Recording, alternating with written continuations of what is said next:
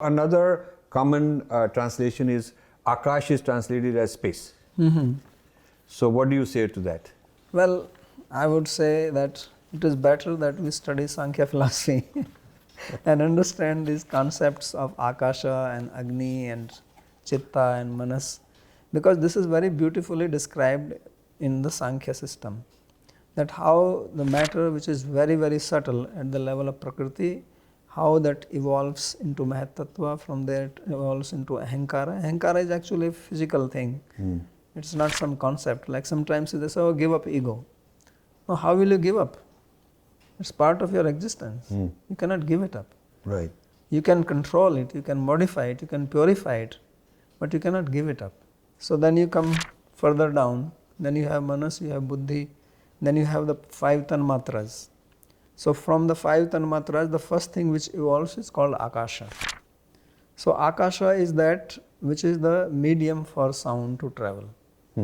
So sound is the characteristic of the Akāśa. And Akāśa is also that which gives space for things to exist in it. It is not space itself. Just like breath is not prana itself. Like that, Akāśa is not the space itself. Akāśa is something much more different than that. So if you go to outer space, right, and there is a vacuum, right, there is no matter, yes, no air, no earth, no nothing. That is pure space in the Western sense of the idea of space. right. But that is not Akash. It is not that by going to outer space you've discovered Akash. No. Akash is a sort of a subtler idea than that. Yeah, Akāśa is everywhere. Asamantat kaste iti Akāśa. Comes from the root kas. So they will say that even space is everywhere. Yeah, but the space, they will say, well, space is inside the wall. Or and outside the wall and what, it's everywhere. Yeah. But can we say that there is Akash outside the physical cosmos? Yes. That's the big difference. Yes, because space is only from the Big Bang, the cosmos is created, the universe is created, space is finite. Space is finite, they say. There is a boundary of space. So then there is the physical properties of space and so on. But Akash is beyond all that? Akash is beyond all that, because Akash is that which gives all these things which exist, because everything has to exist somewhere. So that existence is given by Akasha. So besides this, Akasha also has more understanding that in our Shastra, like Yoga Vasishtha, there are 3 types of Akasha which are described. They are called Bhutakasha, Chittakasha and Chidakasha. So Bhutakasha is more what we have been talking about, this gross space thing. But then there is Chittakasha. It is from where the concept of time comes. Because really speaking, time is related with the mind, and Chitta is another word for that. So Chittakasha is related to that. Because when we see from the Sankhya point of view, we know that Akasha is coming from the Shabda Tanmatra, which comes from the Ahankara. But Chitta is actually beyond that. So where does Chitta exist? In fact, where does Ahankara exist? If this Akasha comes later on, then where do these things exist before that? Where is Prakriti existing? So that is in the Chittakasha. And then beyond all this is the Chidakasha. So Chidakasha is spiritual Akasha, because we know that there is also spiritual world, there is also Brahman. Now if Brahman has an existence, then existence indicates some space, some Akasha. So these are the further more deeper concepts of the word Akasha, which are not conveyed if you translate this as into space.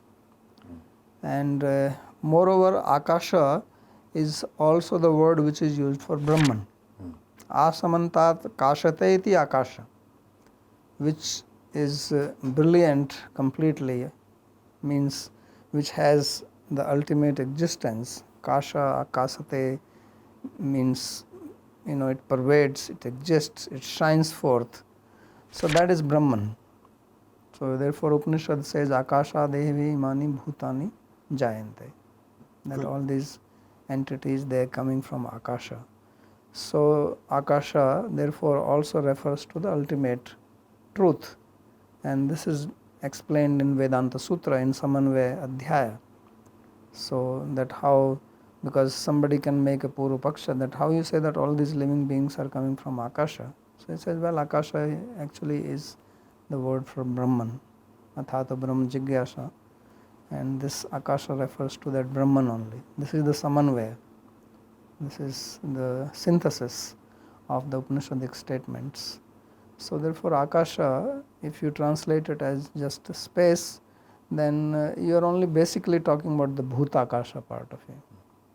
And then in other schools of thought like Visishtadvaita or Dvaita, Vaishnava schools, they also make divisions of Akasha, 2 divisions. Right. But in any case, if you just translate it as space, then all these meanings are lost. So better that we stick to the Sanskrit term Akasha. So this is very interesting. Akash is pregnant with other essences. Right. Akash includes things in it which then emerge, manifest out of it. Is that all the physical matter. Elements, matter. So what you call matter, all the matter, space, time, is coming all of from these things Akasha. come out of Akash. So they will not say that it is coming from space. Right. But now there is a physics which is getting to which is playing with this concept that matter is a property of space. Okay. And there is a Indian guru whose disciple is a physicist, and actually this guru, he's passed away now. The guru used to make this metaphysical claim that space has a property of matter built into it, and then matter emerges out of it, and he wanted physicists to explore it. So this particular physicist recently got his paper theory on physics based on this theory. Mathematically, he turned it into a model and got it published in a very prestigious international journal.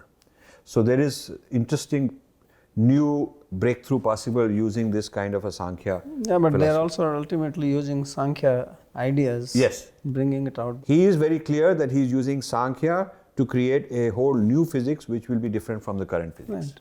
Yeah, that's good. Yeah, I'm encouraging him. Right. In fact, to get his paper published, he removed all the references from Sankhya, and I scolded him for that. I said, why you should put your guru's name and say it is his theory? And he wrote to me saying he's going to do that.